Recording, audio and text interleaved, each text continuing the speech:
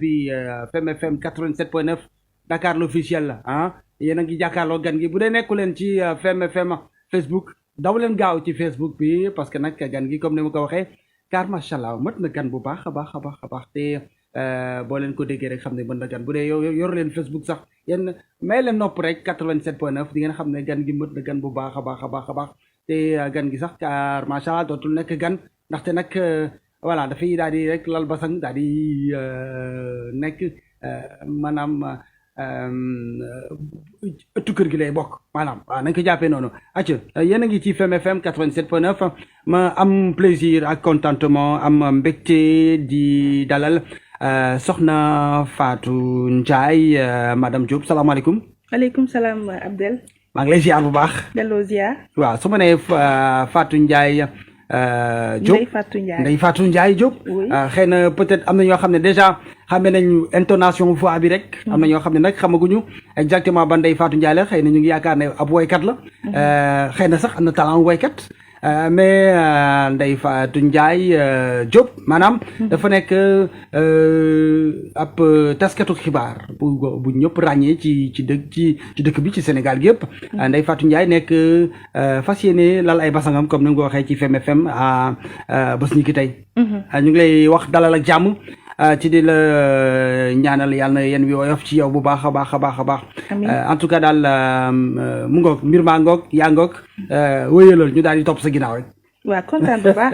dama naan auzu billaahi mina sheytaani rajiim bismillaahi rahmaani rahiim. alors Abdel Malick. Cissé maa ngi lay nuyu bu baax. maa ngi lay ziar di ziar Amadou. waaw bi nekk ci technique bi. Aliou bi nekk ci technique bi. di ziar ñi nga xamante ne ñooy auditeurs u Fem FM. la première radio des femmes des enfants et de la musique.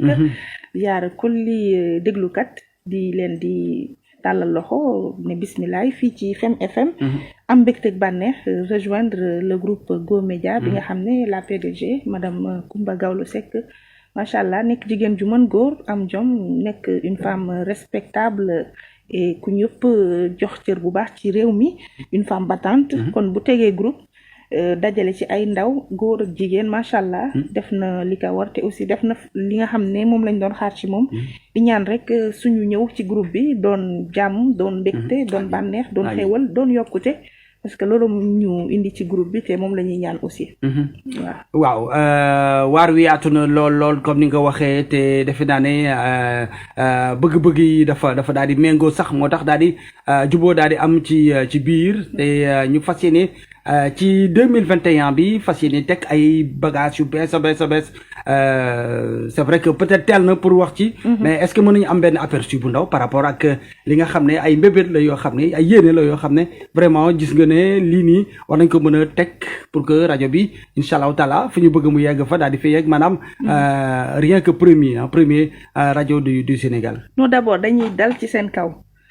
rajo yi am nañ problème rajo tàkk na. am nañ soxla de ah. waaw am nañ soxla bu rëy. ay branchement moo amoon rajo ngi doog a tàkk te dinañu xam ne rajo tàkk na. dëgg la macha allah loolu neex naa dégg. car macha allah donc waa yi ku ñëpp xam foo jëm sax day doo teel a egg. donc non duñu wax dañuy dérouler ñuy dégg. dañ koy tënk gars yi dañ koy am en exclusivité donc nañ ko kal ci 87.9. c'est ça l'essentiel parce que liy ñëw moom foofu lañ koy amee en direct. jarul ñuy wax affaire de pro la. waaw wax ju bëri daal. amul solo seuls les tonneaux vides font du bruit. on ne fait pas de bruit nous. c'est ça on travaille. exactement c'est ça. mët na sëkk donc gis ngeen am ngeen aperçu bu baax a baax ci maanaam la tax li tax moo tax. falaa yem man tamit ci junj bi kay car macha allah ñu daal di fas yéene waxtaanee ci benn thème boo xam ne peut-être interpellé na Sénégalais yi jamono ji xaw ma dañuy xaar ba midi jot. ñu daal di koy tàmbali wala ñu tàmbali ko léegi ñu bàyyi benn son jàll. midi pile ñu daal di ñëw nag ak suñu thème may attirer attention auditeurs yi ne que jox ma rek sujet bi c'est par rapport à une femme qu'on a. waaw bu ñu assassiné carrément. waaw jëkkëram moo ko assassiné moo ko rey. ci condition yu désastreuses yoo xamante ne dinañ ci ñëwaat. mais aussi bi ñu ko rayee ak bi ñuy découvrir corps bi dem ba di ko sulli yooyu noonu yëpp. daañu ci ñëwaat tout à l'heure. kon yooyu yëpp am na ci. am na c'est la violence faite aux femmes ñooñu chaque jour ñu ngi koy dugg ci biir kër yi. oui c'est vrai. c'est que da di ay violence yoo xam ne ci échelon yi duñu doon benn mais beaucoup de femmes souffrent dans les maisons. dëgg la incha allah taala daañu ci jël si bu ci kanamee d'ailleurs sax sànq maa ngi lay jël la balle au bon ne la maanaam PDG am na benn daje boo xam ne jiite woon na ko ci violence basée sur le genre ñu daal di créer benn maanaam benn comment dire benn bureau boo xam ne day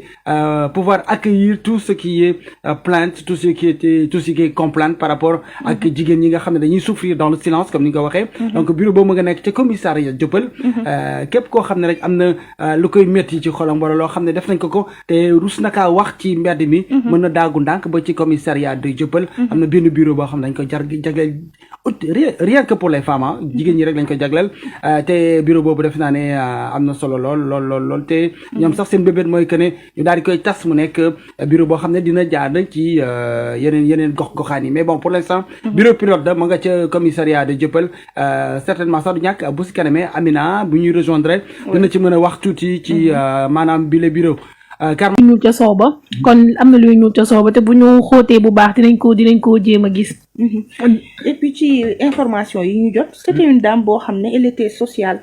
chaque année da doon def ay arbre de Noël à Thiès di joxe des cadeaux aux enfants de Thiès vraiment c'était une mère Teresa bu ñëpp gërëmoon foofu et leneen li ci marquant mooy dafa bàyyi réewam bàyyi léppam ñëw Sénégal accepter vivre en polygamie loolu xam nga ni tubaab am polygamie su ko accepter rek donc elle s'était engagée côté amour et aussi bëggoon na sóobu ci sëy bi carrément depuis 2011 mu ñëw dëkk fi toog fi installé wu fi donc c'est désolant le fait que mu ñàkkee fi bakkan ci condition yooyu noonu et que bu doonutoon vigilance su xaritam bi heureusement que mbir mi doon na toog lu yàgg te kenn du am yenn information ak fan la ak naka la mënoon nañ dem ba ci kanam jëkkër ji ne dafa rentrer chez elle loolu yëpp mënoon na nekk mais heureusement yàlla moom nit na ko leeral na ko ba finalement xam nañ ne c'est son mari qui l'a assassiné et puis aussi moom moo débarrassé wu ci li nga xam ne moo di kooram loolu c'est un fait bu ñuy dem pour nag généraliser ñëw ci violence faite aux femmes parce que ici au Sénégal dañuy naan dëkku teraanga la jigéen lu ne nag la ñuy waxal jigéen ci lu baax jigéen alalu yàlla jigéen xawma xam nga formule yi dafa bëri tellement mais dans les faits c'est pas concrétisé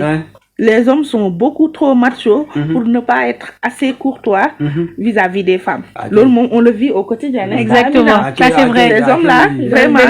li ñuy wax ak li ñuy jëf. mën nañu wax sax contexte bi leen intéressé moom dinañ la gërëm. C'est ça. Voilà mais boo defee tuuti rek ñu ne jigéen dafa bon. jigéen dafa def nii dañuy fàtte lépp mais bu leen arrangé. ñu fa lay fi leen arrangé fa lañ koy définir. tey boo jógee nekk une femme battante gëm sa bopp. supposons tey comme sama moroom yi nga ñëw góor nekk ak yow. la xaaral ma takk la nga ne ko non j'ai des ambitions dama war a def lii dama war a def laa lenn la lay njëkk a wax taaru jigéen sëy la ménopause dafa gaaw yow maa la war a yor yow maa la war a def nii dangaa war a dem sëyi toppatoo ma nangam yow léegi boo faible tuuti rek boo leen dégloo da nga leen di topp te boo malheureusement boo duggee tey si biir sëy boobu noonu problème nga ciy am teraanga bi ñuy wax duñ la ko defal yow tu vas te retourner ngay nekkaat di sonnaat ci biir sëy bi te ñoom duñ la si jàppale mukk ñoom ñoo lay gën a tegaat coono àdduna nag doolee ku si waat léegi nag yu nekk di am tey bu ñu xoolee daam bi lu mu joteeg jëkkëram mooy partage héritage parce que moom da ko jël jox ko keneen jëkkëram mer ci loolu noonu pourtant am na ci droit ndax moo ko liggéey mais duñ ko gisee noonu tey jii ni ci société bi jigéen encore une fois dafa gën a faible malgré que def nañ fi jéego yëpp mais ñoom daal dañu bëgg di suul jigéen tout le temps te loolu vraiment rafetul ñun war nañ ko xeex bu baax a baax. waa ci lañ dëkk parce que y a des femmes leaders yoo xam ne boobu réalité ñoom gëmuñu ko. nekkuñu ci inscrire wuñu aussi ci logique boobu jàpp nañ ne góor baax na jigéen baax na. góor mën jigéen mën na ko parce que aussi intelligence moom. amul kii nii amul genre. du masculin du féminin l'intelligence c'est pour toutes les personnes hommes avec grand H. Tout le monde est doué d'intelligence. Elle est universelle. Alors dès lors où ça se passe comme ça, y a pas de différence. Peut-être apparence physique yi moo am différence, mais capacité yi dara amu ci différence. Loolu moom ku ko xam rek doo am benn complexe que ni jigéen faiblesse la. Être une femme, ça doit être une force parce que jigéen force motrice boo xamante ne la dafa incontournable dans une société. Exactement. jigéen mooy procréer.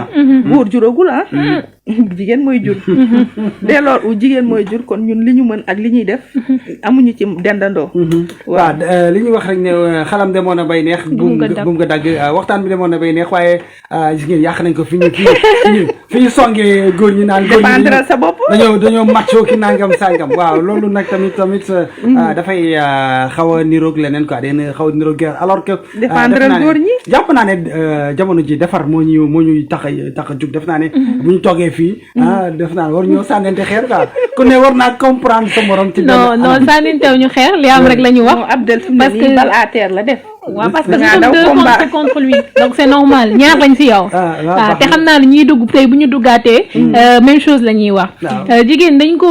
ko sonal daal li ñuy wax violence yu ci bëri booy seet jigéen la ba ci biir néegu sëy dañ ko néewal doole mais nag li may wax Ndeye Fatou mooy est-ce que du ñun suñu bopp ñun ñoo néewal doole suñu bopp entre ñun d'abord avant que góor di ñu néewal doole parce que booy seet yow ci ba ngay juddoo ca ba ngay màggee ca ba ngay yaroo lépp yow tout le temps góor ñi dañuy teg sa kaw su ma ko mënee wax ci yarin bi yow yaay def nii yow yaay def naa yow yaa war a def nii ku góor ki moom dañ koy mettre à l'aise yow dañ la naan yow daal yow yaay jaamu góor nañ ma baal parce que peut-être dañ ne dama féministe trop mais nag du loolu juste que damay défendre ay cause ba ci biir néegu sëy dañ la naan yow yaa war a def lii yaa war maanaam yow daal yow jigéen daal moom daal esclave de l'homme la daal si duñ ko mën a gisee daal nañu ma kii non demeewul noonu mënuñoo nekk esclave de l'homme parce que rapport de supériorité amul suñu diggante góor complémentarité moo ci am góor ak jigéen dañoo complémentaire góor soxla na jigéen soxla na góor dès lors wu loolu am na kon mënuñoo wax ne ñun ñooy les esclaves peut-être que du point de vue sociétal am na ay charges yoo xam ne jigéen lañ ko sas ci biir société bi mais aussi ci biir couple ak nekkin finalité bi lan la bu doom baaxee doomu ñëpp la bu fekkee ne baaxul doomu yaayam la loolu rek wane na ne société bi li mu ngàll ci ndoddu jigéen loolu dafa bëri ba réussitu xale sax dañ koy jël daal di ko coller ci yaayam ci ni mu ko éduquer ak li nga xam ne moom la say kër papaam ndax nee nañu liggéeyu ndey ak ñu doom yooyu ku ñulu sa jëkkër yekk sa doom tout ça c'est une société qui l'a créé jël ay charges yoo xam ne jox na ko jigéen attan ko su ko attanutoon duñ ko jox mën nañ ko attan nañ ko ñeme nañ ko xanaa kay des fois galgalu góor ñi moo ñu yéexal ci suñu yoon waaw yooyu moo ñuy tardal rek mais sinon jigéen li lépp luñ ko sas rek mën na ko la femme elle est idéale ma nekkoon ci maanaam environnement culturel bi nga xam ne dès le bas âge dañ la koy daal di rek inculquer maanaam sax boo nekkee xale bu ndaw ku jigéen ki dañ koy jëndal ay ndab yu ndaw ay doomu tubaab maanaam ci yooyu lay nekk dañ koy gëmloo ne ko yow li mooy sa destin ok donc ku góor ki ñu koy jëndal yeneen i bagage ay auto kay pistolet c'est-à-dire loolu déjà dans la tête de l'enfant day jàpp ne nii la war a demee donc déjà ñu koy togg ñu koy mooñaaleeg ak idée boo xam ne jigéen dafa war a nekk loo xam ne vraiment ci bas niveau des états war a fétéo te fa la war a des ok parce que loolu mooy destin am alors que nag jamono c'est vrai que dox na doxaay boo xam ne jigéen ñi dañuy am ambition yoo xam ne daf leen di tax ñuy dem de l'avant de telle sorte que finalement je le comprends également ça fait peur aux hommes parce que dañ naan nag ñi kat ñu ngi fas yéene jël suñu place te bu yàggee dañuy daal di boofu ca place ba parce que ñoom fulla ji ñu am détermination bi ñu am ak xarañ gi ñu am parce que dañ naan góor moo ëpp xel jigéen j'en doute un tout petit peu mais loolu beneen débat la en tout cas non loolu moom je vous le concède ci parce que dama xool ay ci fànn yu bëri vraiment mu nekk loo xam ne constat laa def par rapport à ça mais bon toujours est-il que man sax déjà je suis convaincu que loolu jigéen ñi ñoo nekk à la tête des instances internationales kon jamono ji y aurait pas autant de problèmes loolu tamit c'est un autre débat non mais loolu kay mën dafa leer mën nañ ko firnde boo demoon tribunal yi wala tribunaux yi nekk ci àdduna bi yëpp foo gis jugement procès pour détournement góor ñee ëpp jigéen ñi exactement ñoom fit bi kon luubal góor ñee ko dàq jigéen ñi kon buñ jiite woon kon fii baax xaar ma dellu si ci détournement buñ détourné kan moo tax ñu détourné en général seen yëfu bopp maanaam seen niñ koy waxatee seen faiblesse seen faiblesse ak seen bëggum àdduna ak seen waaw non mais kan moo tax ñu feebal. waaw bëgg àdduna bi jigéen parce que bu dee da nga bëgg àdduna bëgg ci jigéen ñi xam nga ba bëggee si jigéen ñi di nga financé di nga yóbbu fu baax di nga jënd lu baax moo tax ngeen di luubal alalu jàmbur mais xam nga ñun tey jii supposons tey bu ñu amee jëkkër yem ci benn place wala même boo amul jëkkër sax doo ko sañ parce que yow yaa ngi xalaat leneen déjà ragal kaso rek tax na doo ak jomb jigéen dafa am lu muy jomb voilà jeex am na lu mu rus am na lu mu jomb voilà c'est ça waaw mais nekkatul jigéenu tey yi de jigéenu tey moom vraiment jombatuñ yi am na yoo xam ne da ngay dar sa gémmiñ sax ci ay actes yoo xam ne day am yàggul dara ci matinal bi maa ngi doon nettali Amina benn fee bu am ci maanaam ci benn magasin de grossiste benn saaku meew boo xam ne soxna si da koo gàddu tranquillement comme si de rien n'était daal di jàdd ak moom heureusement que gis nañ ko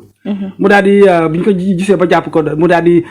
lonk borom magasin bi daal di sëgg ne bu ma kenn filmé parce que dañ ko bëggoon filmé wane ko ci internet bi mais dafa am kàttan ba nga xam ne dafa téye borom magasin bi ba borom magasin bi mënta nooyi ndax sarax ma suturaal ma borom njaboot laaj et cetera donc yenn saa mais c'est l'exception qui confirme la règle exactement yooyu ay exception la rek mais non day yomb trop comme ci góor tey góor lu mu bon am na ñoo xam ne macha allah dañoo baax am na ñu baax am na ñu baax noonu la donc mais su lu bon amutoon lu baax duñ ko mën a ràññee duñ ko mën a ràññee lu neex bu amutoon lu naqari duñ ko mën a ràññee donc il faut au contraire am pour ñu mën a xam sensu li nga xam ne leneen li alors c'est ça c'est ça kon ñu dellu soit ci débat violence basée sur le genre violence faite aux femmes ci 2020 bi comme ni ko Modou Ba Gaaw la waxee war nañu mën a dégg leneen lu dul c'est ce genre de fait divers c'est vrai que comme ni mu ko waxee sànq c'est culturel mais nag quand même def naa ne esprit yi avancé na de telle sorte que war nañu vraiment mën a dem ci leneen loo xam ne du li dal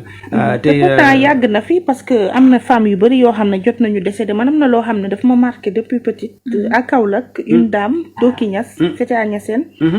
dafa nekkoon en état de grossesse avancée dem togg reer def li war ci kër gi ba ngoon jëkkër ji dóor ko mu ñàkk ci bakkanam c'était marquant à l'époque te du moom kese bëri na am na jigéen yu bëri ñoo xam ne fii seen borom kër ñoo leen faat ci ay mbir yoo xam ne coowu kër rek la kenn xamul lu ko waral muy ay seytaane yoo xam ne dafay am leneen lu ñu nemmeeku il y a 2 ans les viols dañoo bëri woon surtout la fille là de Tambacounda c'est vrai que doomu kilifa la moo tax affaire Binta Camara moo taxoon mu am ampleur oui mais aussi c'était une occasion bi permettre tey jii ñu voter loi pour criminaliser li nga xam ne moo di viol ñenn ñi nag ñu ngi ciy sceptique naan mën na doon loi buy mën a indil handicap ñi nga xam ne leen koy tuumal fekk nekkuñu waaw c'est vrai les vrais coupables c'est vrai tamit doo gis nag dina am conséquence tuuti dina am tuuti conséquence mais aussi ça en vaut le coup parce que dina tax ñii di violer balaa ñu koy def ñu xalaataat ko bu ñu xamee ne 10 ans gën caa néew moo leen ciy fekk aussi ça va les dissuader ba ñuy bañ a jël viol parce que viol aussi bëri na torop bu siiw bi ak bu siiwul bi moo ci am est-ce que ëppul sax yi siiwul est-ce que ëppul yi nga xam ne dañ koy nëppal ci biir kër yeeg yooyu noonu defe naa ne yooyu vraiment te day nekk ay proches parents maanaam du nekk sax ay inceste da ciy am sax ñoo xam ne xamuñu ay nit yu bokk jege ñu jege papa doom frère ak sœur am na exactement kenn mënu ko nettali dëgg la looloo waraloon sax keroog demoon nañ benn sortie ànd ceeg ki nga xamante ne mooy Diva Coumba Gawlo bi ñu demee woon si loolu moo taxoon sax ñu installé fa benn bureau police jëppal maa ngi koy junj sànq voilà donc foofu def nañ ko fa pour cas yi ngay wax rek comme inceste yi ak yi nga xamante ne tey jii viol la te mënoo ko wax xam nga jigéen déjà yow loolu bu la dalee rek yow ragal nga société bi ñoom lay xoolee di nga ragal génn ci mbedd bi ndax bu siiwee di nga am gàcce des fois ñu ne dañ koy def fóotum biir pour bañ sa der yàqu sa yaay ak sa papa duñu wax dañ naan mut noppi bàyyi loolu garder que yow ngay souffrir ci loolu di ranger wu ci loolu te day boo màggee di nga am benn jikko wala nga mel nee na ni si góor sax yow doo ko tey fekk yow justice lañ la defalul woon parce que xale nga woon xamoo woon léegi bureau boobu tey boo fa demee tey jii nii dinañ la assister te kenn du ko xam te kenn du ko yëg dinañ wax ak yow ci dal ci tekk wax la dinañ la neexal même boo amee problème nangu woo wax même bu dee xale defal nañ leen benn espace boo xam ne ay jeux lañ fa teg ngay fo en attendant sa xel di ñëw ba nga wóolu leen ba ñu mën a wax ak yow kii entretenir ak yow aussi dañ ko jàngal ni muy waxee ak yow. parce que waruñu ñëw rek ne la directement supposons. loo doon def néegu diw. loo doon def kër diw. sa far nga seeti woon loo soloon. parce que des fois dañ koy jiiñ colk gi. des fois ñu ne moo seeti woon nañ ma jéggal faram. voilà moo mel nii moo doxalee nii moo doxalee naa loolu yëpp dañ leen ko interdire jàngal leen la façon ni ñu war a communiquer ak victime yooyu noonu. ba sa presque justice mën a kii ñu mën a def seen enquête. nànk ba jàpp kooku noonu yóbbu ko te kenn du la xamal dara te dinañ la ànd ak yow accompagner la. ba tey yow regard société bi sax dootoo ko ragal. di nga mën a dund ak moom ba free ba sa justice mën a que justice soit faite en fait. loolu de am na solo moom loolu moom nit ñi war nañ koo xam war koo ràññee bu baax te it di dox di fa wutali ndax cas yooyu bëri na am na ñu bëri mënuñu ko partager ndax ragal jugement wu société bi mais aussi regardu société bi ak poids wu ñi nga xamante ne mooy wax ji parce que Sénégal moom wax ji dafa bëri lu siiw rek moom def nañ ko débat moom dinañ ko ataaya dinañ ko ngonale dinañ ko def ca boolu añ exactement donc yooyu noonu yëpp boo koy sóoraale mooy indi doo ko bëgg a wax surtout ak yenn procès yi bu dee daf ci am aussi tribunal nga xam ne accès bi c'est libre pour tout le monde yenn déballage yi des fois am na cas de viol yu ñu fi jot a jugé au tribunal da ngay gis après xale bi day dem fa mu dëkkoon dafay jóge day changer carrément de localité tu vois des familles même déménager après yooyu noonu ndax dañuy gis ne fa mu nekk rek tant que mu ngi fay màggee rek fu mu génn ñu ne kii la ñu violé woon kii la ñu kii yooyu noonu aussi c'est des trucs yoo xamante ne foog ñu ñëwaat ci jéem koo changer ba nit ñi évoluer mentalement di wàññi yooyu pression sociale ndax day tax victimes yi yëpp duñu nangoo wane wala duñu wax seen problème ndax ragal nit ñi di ko xam di ko waxtaanee ragal nit ñi sax wala des fois ñu menacé la ki la ko teg menacé la mais la peut-être dinaa la rey dinaa la def boo ko waxee waaw boo ko waxee ba ci yooyu noonu moo tax ñoom sax ñu gën a teg loolu bureau boobu pour que ëllëg yow même buñ la menacé bu ragal ñëwal ci sutura yow dinañ enquête ba yow doo feeñ ba ki la menacé sax moom du xam ne yow dénoncé ji nga ko mais dinañ ko topp ba jàpp ko des fois loolu da ciy am xale bi dafay ragal mu ne kon dañ may rey donc da koy noppi waalee toogaale ko wala parents yi aussi noppi parce que moom sax ki commissaire bi jot naa wax ak moom ne ko des fois ñu étouffé ko parce que borom daraja mën na ñëw fay aussi ñu étouffé affaire bi suivi du am léegi quoi yooyu yëpp sax waxtaane nañ ko mu ne jamono boobu ak léegi weesu na donc ku mu mën ci doon ak yow koo ko def yoon dina la teg loxo te vraiment duñ ci xoole ci dara kon yaakaar naa ñu ngi ciy jox ay jéego yu am solo te sax songé nañu aussi jël ko dugal ko ci école police pour que ñoom tamit ñu jàng loolu ñu mën ko def décentraliser loolu kay war nañ ko tas sax ci commissariat yëpp parce que au Sénégal y a beaucoup de commissariats wala ci chef lieu yi nga xam ne ñoo am ci région yi capitale régionale yi yooyu yëpp war nañ ko ci mën a vulgariser yaatal ko bu ñu accompagner projet boobu moom xam naa ne luy gën ci société bi la bu ci état taxawee partenaires yi aussi daal di ko accompagner am na solo lool ndax bëri na structure yoo xam ne violence faite aux femmes moom la ñuy xeex viol moom la ñuy xeex donc yooyu noonu yëpp buñ ko yëgee war nañ cee mën a jàpp ba succursale yu bëri am ci bureau boobu ba foo dem ci Sénégal bu dul sax ci département yi mu am ci région yi nit ñi mën faa dem di waxtaani seen i métti ci xol absolument may fàttali ne oui c'est très important évidemment may fàttali ne yéen a ngi ci FM 87.9 la première radio des femmes des enfants et de la musique boo déggee la première radio des femmes di nga comprendre lan mooy l'intérêt de ce débat là di nga comprendre lan mooy l'opportunité de ce débat là et débat bi ñu indi tey car machallah profité rek ci opportunité bi nga xam ne Adjima sa fa nekk ci yeneen liggéey ma koy fàttali tey inchallah bu subaa dina fi teew may fàttali ne débat bi ñu indi mooy méttital yi ñuy méttital soxna yi ci mim réew ci Sénégal te dafa naa ne yaakaaroon naa ne jàppoon naa ne soxna Ndeye Fatou Ndiaye sax junj na ko sànq nee na Sénégal dëkku teranga dëkku maanaam yaatal gan maanaam fonk jigéen yooyu noonu dafa yaakaaroon naa ne ci jamono ji dina jeex takk ba jeex takk mais nag dañuy constater ne à chaque fois bu ñu ne alhamdulilah léegi de seetlu nañu tan bul tuuti nga daal di déggaat benn mbir boo xam ne dina la tax nga dar sa gémmiñ loolu tamit nekk problème boo xam ne war nañ ko taxaw seetlu ma leen ci invité yéen ñi auditeurs u FM 87.9 88 628 06 66 comme ni ko Modou Ba Gawlo defee sànq am ngeen ci wàll bu baax a baax seen avis par rapport ak li nga xam ne moom mooy jigéen ci société bi ak jigéen ak taxawaayam ak jigéen naka lañ ko war a yoree ci biir këram ci kër baayam balaa mu sëy yooyu yëpp ak bu mu nekkee tout tànk ak naka lañ ko war a yóbbu école yooyu yëpp day am solo ñu koy waxtaane parce que lépp ensemble la parce que jigéen bu mu nekkee liir ba muy sàngu suuf lépp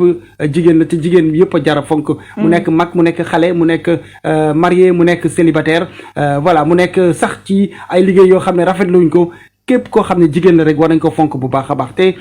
defe naa ne ci tànk yooyu ngeen di dox yéen sama gars yi auditeurs FM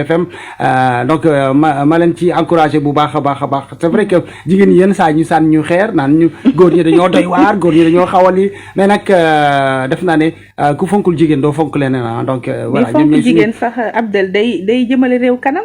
réew yi développé yëpp dañoo respecté droit yi yu jëm ci jigéen ak xale yi waaw léegi ces couches vulnérables de la société parce que mooy force faible yi comme jigéen ak xale yi bokk nañ si ñi nga xam ne seen doole dafa néew loolu ci société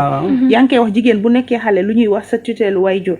bu jógee foofu dem ci kër jëkkëram sa tutelle jëkkër donc nekk na nit koo xam ne société bi toujours rek wutal na ko autorité boo xamante ne moom mooy agir si kawam loolu rek dafa doy faiblesse léegi nag buñ ci yokkee xokkatal métital fitnaal ba faat loolu moom day gën a ëpp te réew yi nga xam ne jël nañ jigéen jox ko doole jox ko cër ba nga xamante ne moom la yellool ñoom ñëpp a décollé kenn desul ginnaaw ñooñu amuñu problème mu dem hôpital doo faju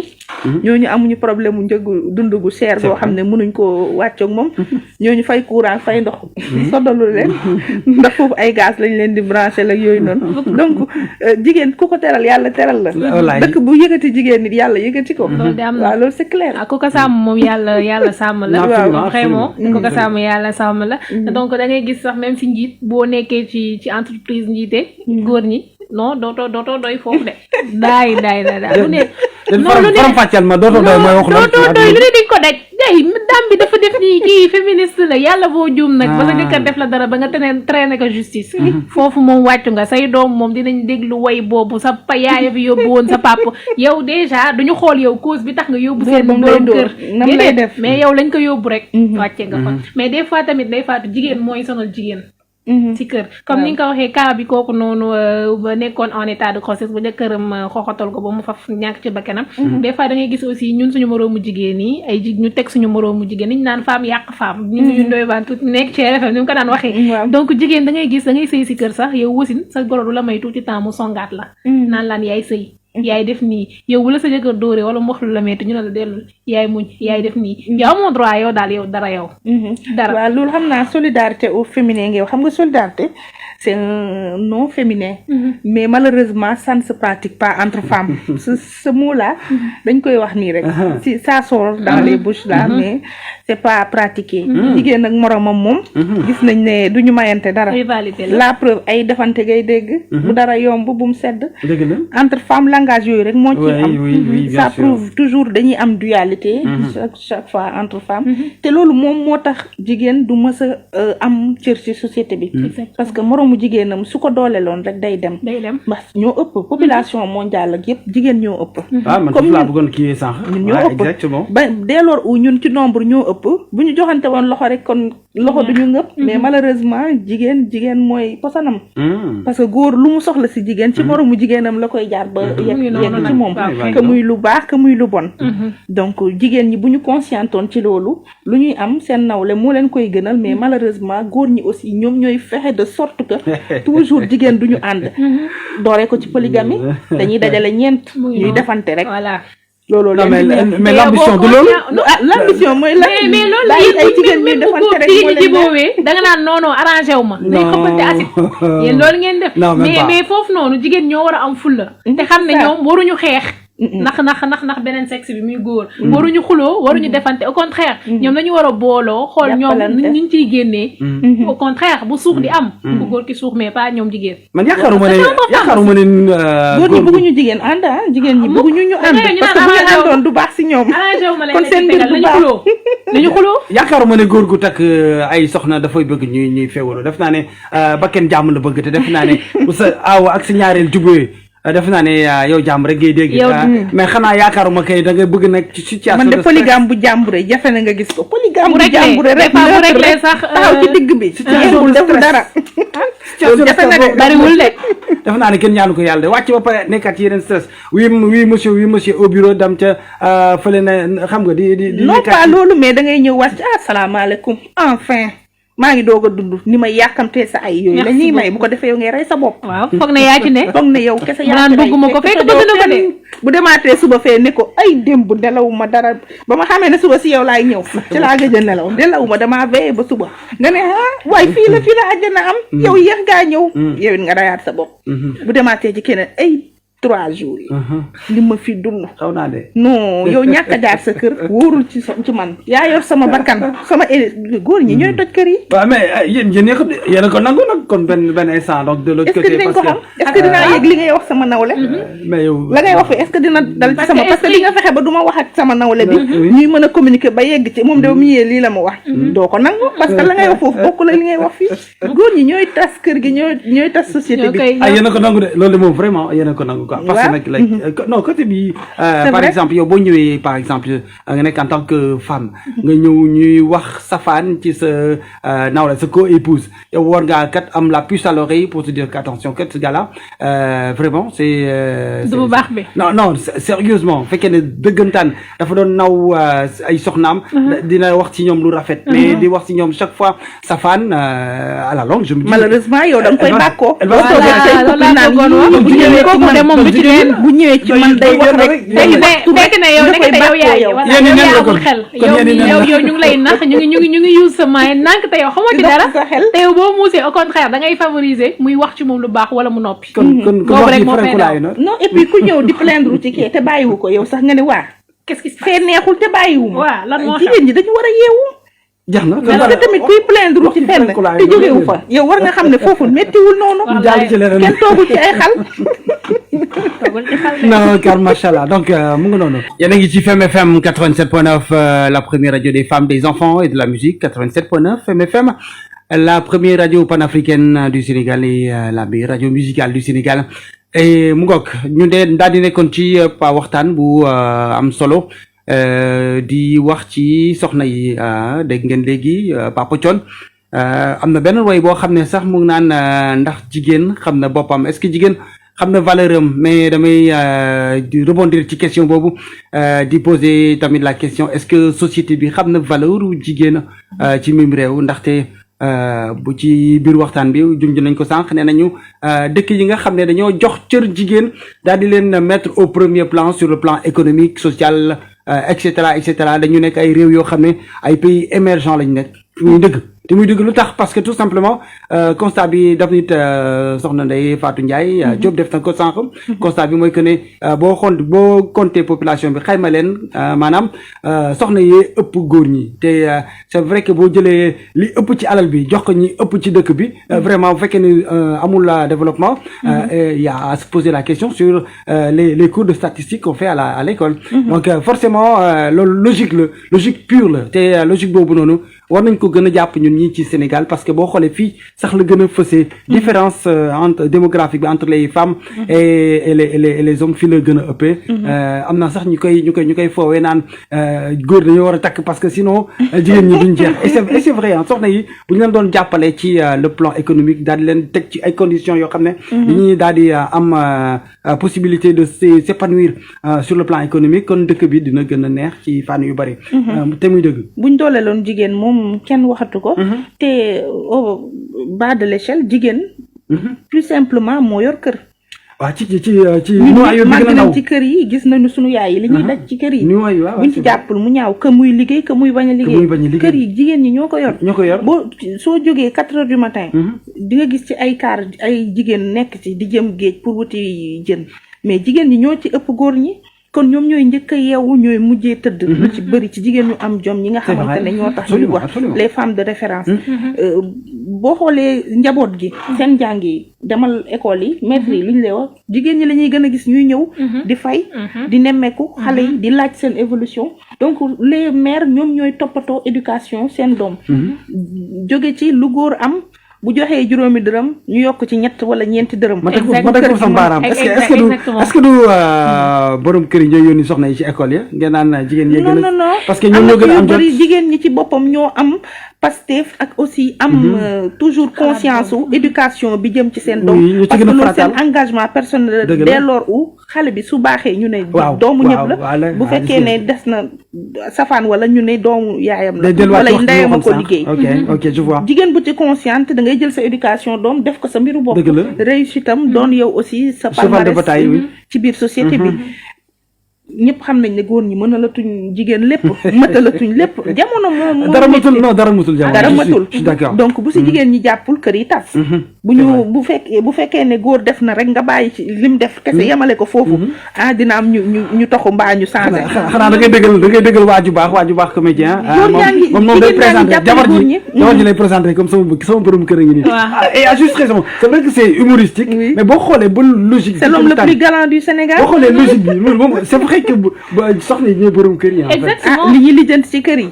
bëri na te boolewuñ ceeg wax ce n'est pas péjoratif buñ doon wax lépp kon du baax ce n'est pas rabaisser l'homme jaay na oram ba tay absolument borom këram des fois góor ñi dañuy def yoo xamante ne il faut nga jaay sa or pour mën cee génn parce que bañ nga gàcce bañ nga coow bañ nga weeraange yooyu yëpp sutura la maanaam sutura kër yi jigéen ñi nag dañ cee taxaw de bëri na en tout cas ci jigéen ñi ñoo xamante ne lu jëm ci sutura kër gi kaaraange kër gi yokkute kër gi jàmmi kër gi ñoom dañ cee taxaw di ci moo yow jigéen léegi sax mooy joxe dépense waaw dama ko sañul wax rek de kon nañ ko wax nag dund nañ ko wax nag dund jigéen ñi sama taalibe rek moo mayul ma wax waaw man nag daan nga ma léegi man xamul lu ma wax mais garaaw bàyyi ma continuer amoo taalibe amul non c'est sans tabou dañ koy wax rek garaawul ñu dund jigéen ñaa ngi joxe dépense ci kër yi jigéen ñaa ngi jënd ñi ngi joxe ravitaillement yi te gis nga lu ñu naan góor boo xasee ba dem retraite pare nga ci say doom on peut dire sax nag ñu ci bëri sa yaay mooy remplacer lépp boo nekkee université mooy joxe paas dëgg la ndeysaan soo commencé jàngi moom mooy rey boppam di jaayantu jaayi sew balaa nga xam ne jigéen mooy jàmbaar xoolal ñiy daw ci mbedd bi di jaay gerte tout le temps loolu laay wax xoolal ñiy jaay jën li mu wax fajar la ñuy yeewu 4 heures du matin ci mbedd bi la ñuy jullee man je quitte Rufisque pour venir ici mais damay gis maire yi ñi koy jaayante ci biir njege njaay donc ñooy mujjee tëdd encore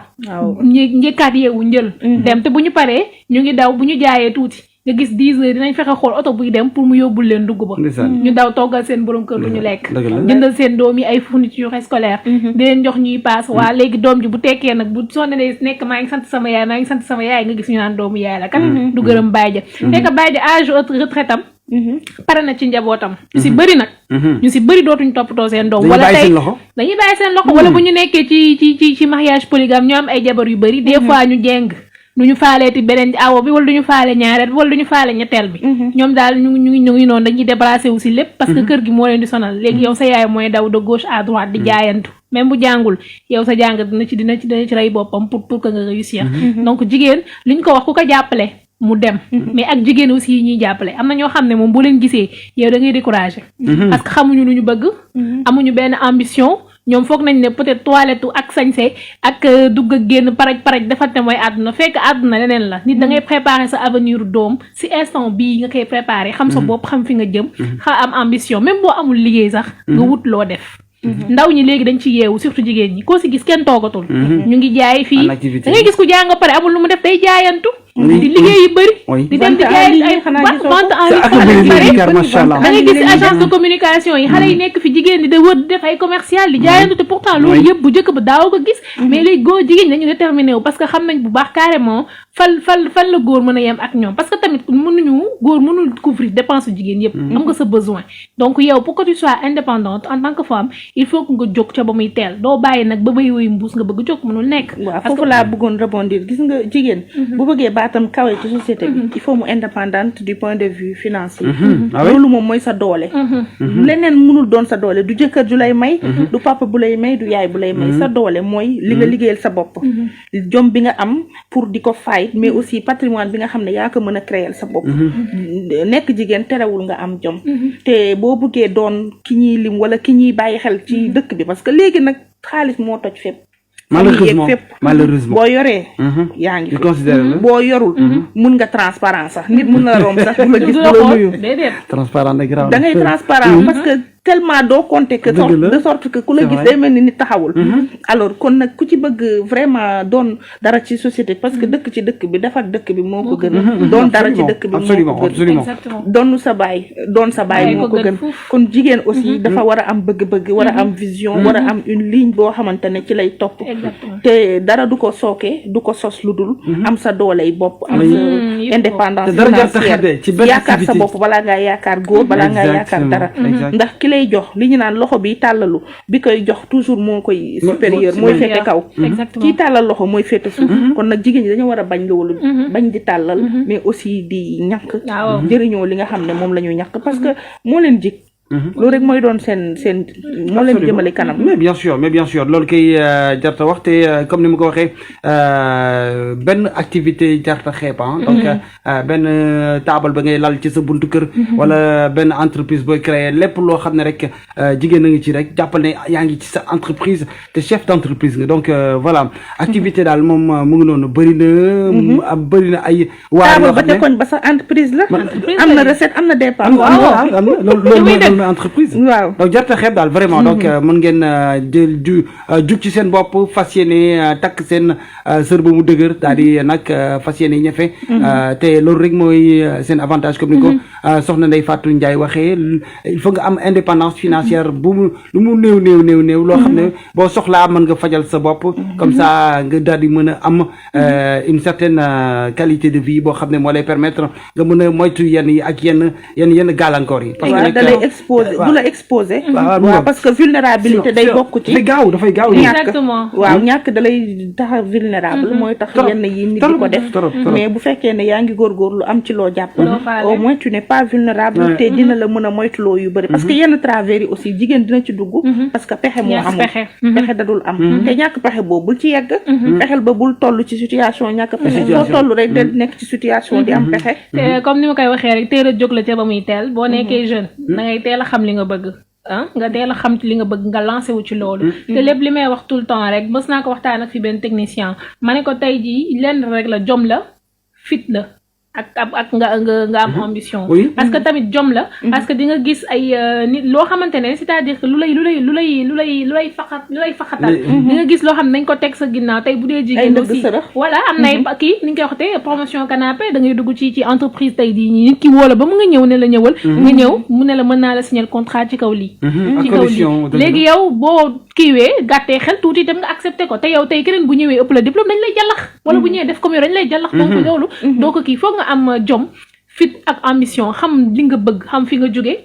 fa nga jëm ak fa ngay delluwaat parce que loolu ñett yooyu soo ko boolee rek yow di nga xam exactement fan ngay teg sa tànk parce que tey même ku ñëw di la naan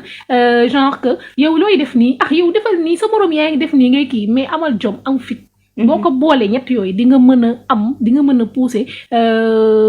di nga mën a jëm ci kam ci kanam waaye et puis promotion canapé amul avenir mu ngi baax ci yow tant que relation bi la lié ak patron bi moo ngi dox mais bu arrêté rek c'est relation professionnelle parce que li ko sos mooy mbir bi ngeen sëkk moo waral sa position mais loolu bu nekkatul kay liñ naan jubbu bala fal boo ko watee folleeku da lay gaaw kon nag yooyu dafa amul avenir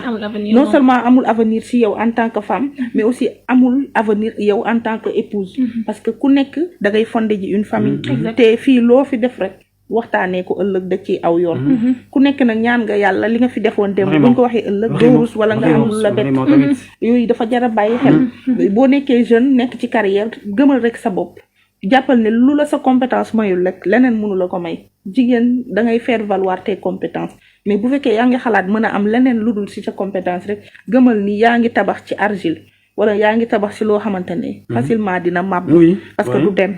du dem loolu dëgërul taxawul demul ak échelon boo mën a nekk promotion canapé may la ko na la wóor ni lu fiy jaar jàll rek lay doon mais du doon luy samp luy dëgër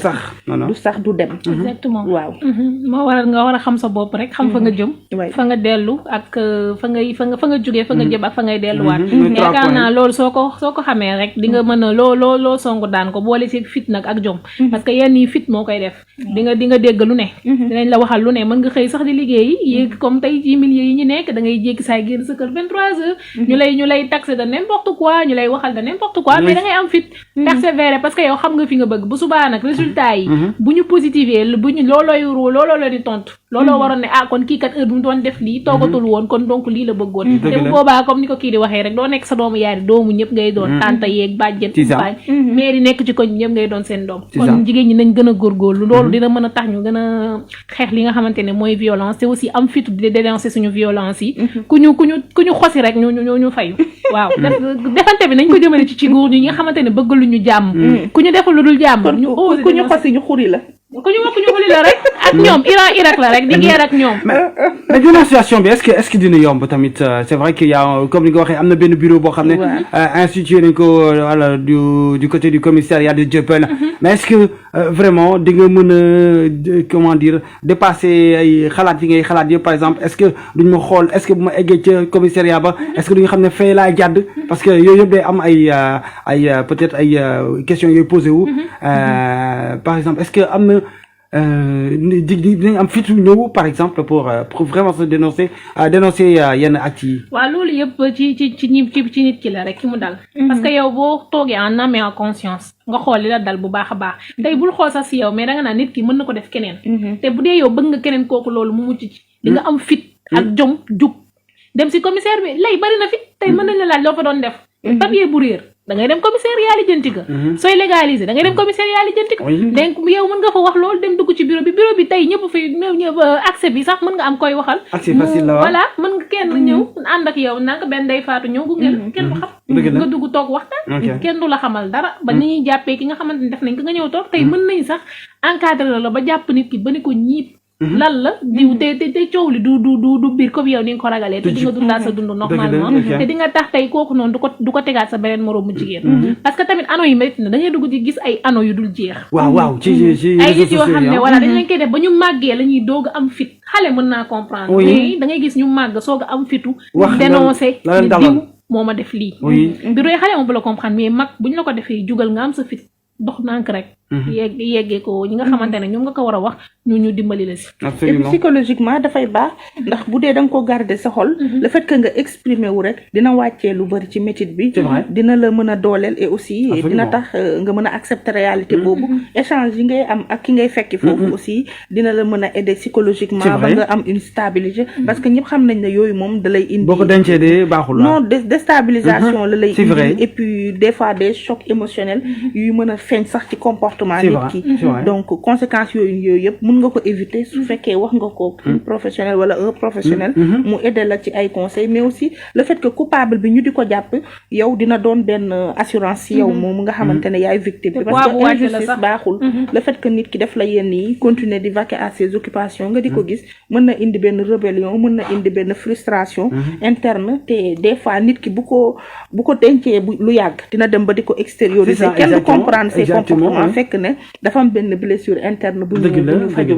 bu muy doxaale kon dafay baax nga waxtaanee ko ngir mu mën a génn ci yow dina la topp ci sa biir néegu sëy sax yenn saa ci yooyu noonu ay réflexes yoo xam ne di nga ko am ton mari ne va rien comprendre la chose alors que loolu daloon na la bi nga amee 3 wala 5 ans yooyu noonu vraiment tamit justement loolu moo tax te du gàcce aussi ñu violé la du gàcce non leer ci nopp nit ñi ndogal la nattu la ak ndogal buy dal ci doomu adama tayoo ko cherché woo ko lu ñëw dal ci sa kaw la da nga ko war a accepter avec philosophie bañ ko def gàcce boo xamante ne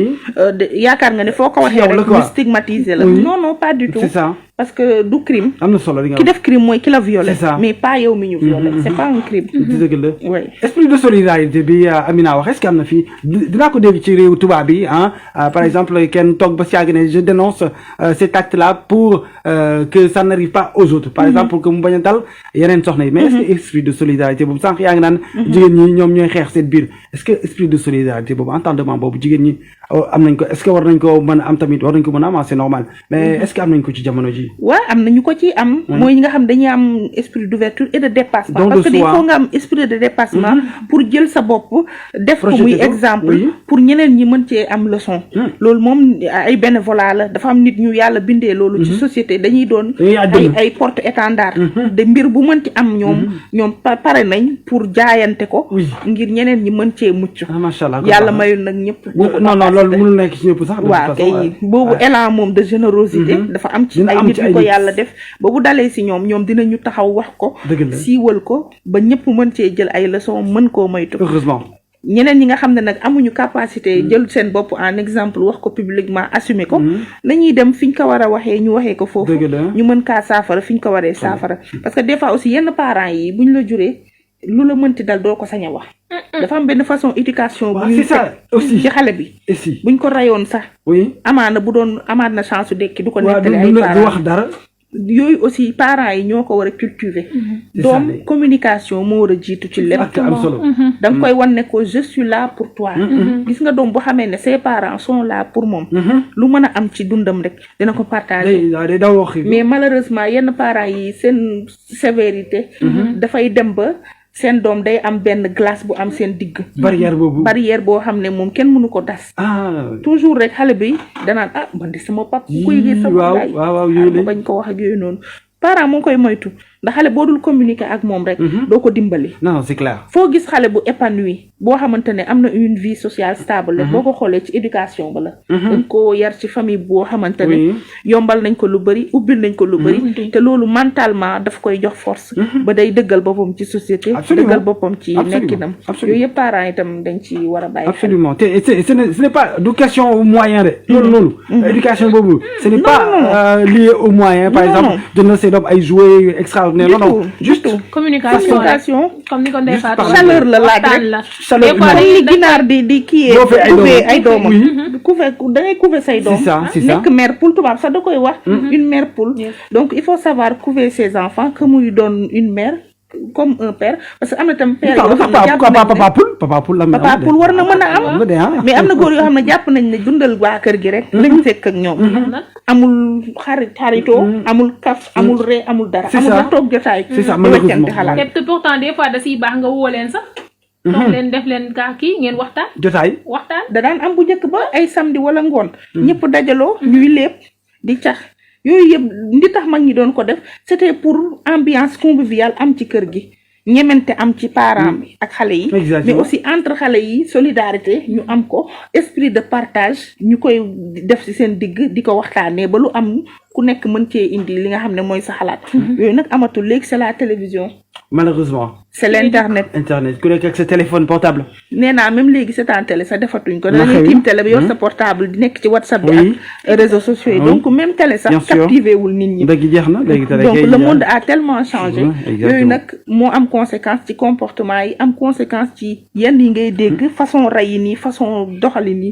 benn violence bi nga xam ne parce que maintenant je vois que le Sénégal dafa devenir un pays très violent où les gens sont très violents ndax yenn façon meurtre yi nga fiy dégg yenn agression yi mënoo koon xalaat il y a 20 ans que ne Sénégalais capable na def yenn atrocité yi te yooyu yëpp am na fi léegi dara indiwu ko lu mooy changement yi am ci dundin bi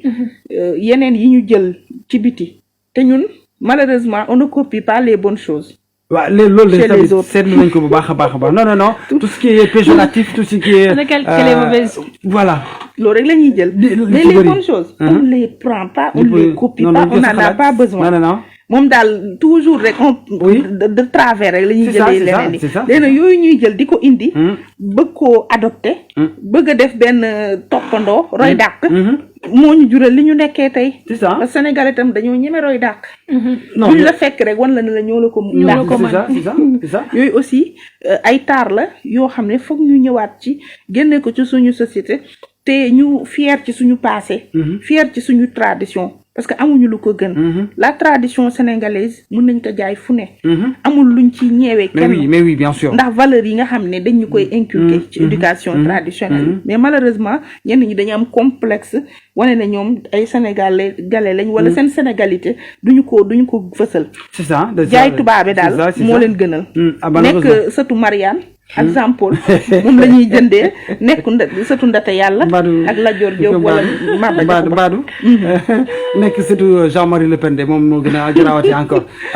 yéen a ngi ci FM 87.9 13h04 jot na ñu indi tey débat ci bu tourné autour de la femme en général débat bi li ko indi maanaam prétexte bi moom mooy meurtre bi nga xam ne am na ca jamono yële passé te waaja daal di maanaam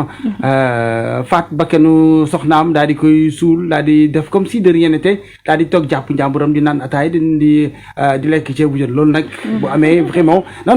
man dafa yéem déjà le fait que vraiment que ce soit un acte boo xam ne calmement posément sans rien quoi donc de sang-froid comme ça naka la nit mën a nekkee ci jàmm teeyu bakkanam daal di tëdd nelaw yeewu sangu sëlmu julli yooyu yëpp xam naa daan na ko def te bon xam naa je sais pas ndax daal dormir tranquillement waaw mais dormir tranquillement en tout cas parce que au moins nelaw na quoi waaw donc noonu nan comme nit mën a defee en ayant donc dans la conscience que ni suul na doomu aadama boo xam ne defaluñ ko sépulture defaluñ ko dara loolu bakkan doomu aadama sax déjà rek dafa diis asama la nga jël ko daal di koy yénoo diri ko ba ci àll ba daal di koy dugal ci pax daal di suul maasale daal di dox sa dox comme si de rien n'était loolu ça me dépasse bu baax a baax donc peut-être ñu ñëwaat ci bu ci kanam daal di tënk benn def benn table ronde bu ndaw tour de table bu ndaw daal di rek tàggoo ak auditeurs yi yéen a ngi ci FM 87.9 13h11 jot na ci jamono ji ñuy siyaaraat encore une fois auditeurs u FM ñu ngi leen di nuyu di leen sargal di leen jaajëfal bu baax a baax kontaan nañu bu baax ci yéen ci teewlu bi gis ngeen tey jour boo xam ne dafa particulier comme ni ma ko waxee sànq ma koy fàttaliwaat soxna Adji Mass dafa nekk ci ay yeneen liggéey car macha allah bu subaa incha allah dina fi teew pour daal di leen bëggalaat ak musique comme ni mu ko daan defee fem ci fem ak Adji Rototo ba 14h incha allah tey nag ñu daal di profité ci peut-être absence am un tout petit peu pour mën a waxtaanee ay mbir yoo xam ne jigéen ñi la soxal boo leen déggee FM mën ngeen jàpp ne FF bi maanaam mooy femme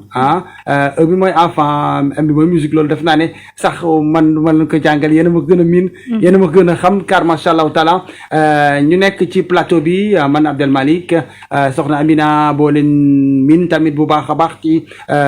direct Facebook live wala audio yi waaye suñu gan gi may maanaam madame la directrice de FM donc mën nañu ko tuddee noonu jàppale ne comme ni ma leen ko présenté sànq moom mooy madame la directrice de FM te moom mooy également la rédactrice en chef de la rédaction de FM kon mën nañu njort ni ci fan yu néew rek yàggul dara wala sax léegi nii ci jàmp bi dinañu commencé dégg ay information yoo xam ne nit ñi daañ koy mën a teewlu pour mën a jël ay xibaar yoo xam ne directement ci FM lay jógee. waaw loolu dafa leer. dinañu waxtaanee lépp lu aju ci information nationale internationale africaine. mais aussi concernant les femmes comme ni nga ko waxee. FM la ñu nekk nag ku ay wal sa moome fii nag jigéen ñi ñoo fi ëpp wàll ak ndaw ñi loolu dafa leer n'est-ce pas. ak musique bi ba ci jigéen jiite. gis nga xam nga yooyu moom dafa mat kon. am na sax mat na ci plateau bi ñaari jigéen benn góor. loolu la yàlla dogal. non mais loolu lay gën sa man loolu daf may neex. waaw daf may neex loolu. oui fa gi ne ma beneen yoonatee comme te lii rajo jigéen ñi la. soxna si del jiital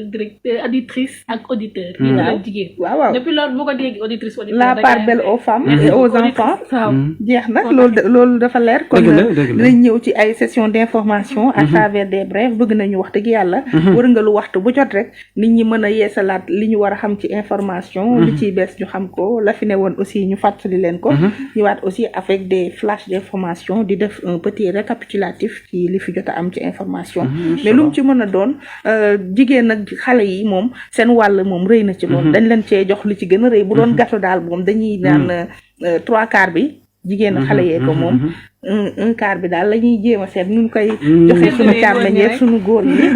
ñu seet ñoom nuñ koy jëriñoo daal mais part bu rëy bi daal ñun ñoo koy jël daal waaw ñoo koy jël parce que c'est une belle initiative le fait que ñu jël rajo dédié ko aux femmes et aux enfants parce que ñii ñoom poumon fort société lañ ñii moom ku leen sepp ci àdduna moom gëm naa ne dara du fi neexati kon boo jëlee lu bari jox leen ko dina ci am solo war nañ cee nag gis seen bopp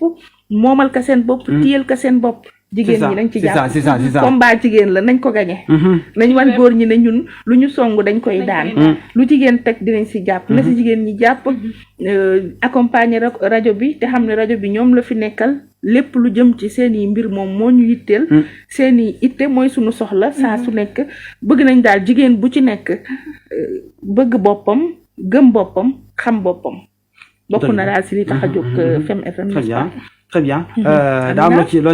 waaye daanaka Ndeye Fatou wax na lépp rajo bi pour jigéen ñi la donc nous sommes là pour les femmes nous en tant que femmes nous sommes là pour les femmes servir les femmes montrer aux femmes que tout est possible avec nous vraiment jigéen mooy socle de la société donc nañ ko gëm mais aussi nañ ci dox parce que buñ ko gëm rek wax ko daal toog mais nañ ko gëm wax ko doxee ko jëfee ko wane ko te defe naa exemple baa ngi nii jigéen moom rajo bi jigéen moo ci toppaat jigéen moo fi dominé jigéen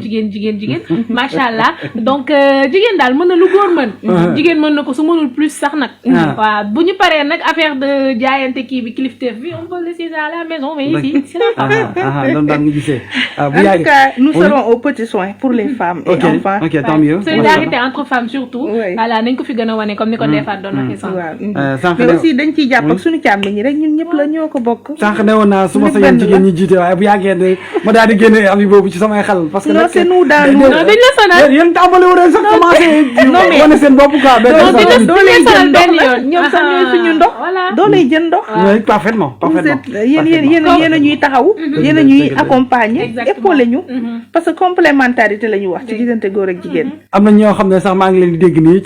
ci télépathie ñu naan ma waa kay jigéen ñi d'accord jigéen ak xale léegi nañ leen bàyyi bagage yi ñu xool ndax finalement dina sotti wala déet. pourtant nag dina sotti nag. waaw incha allah dem de.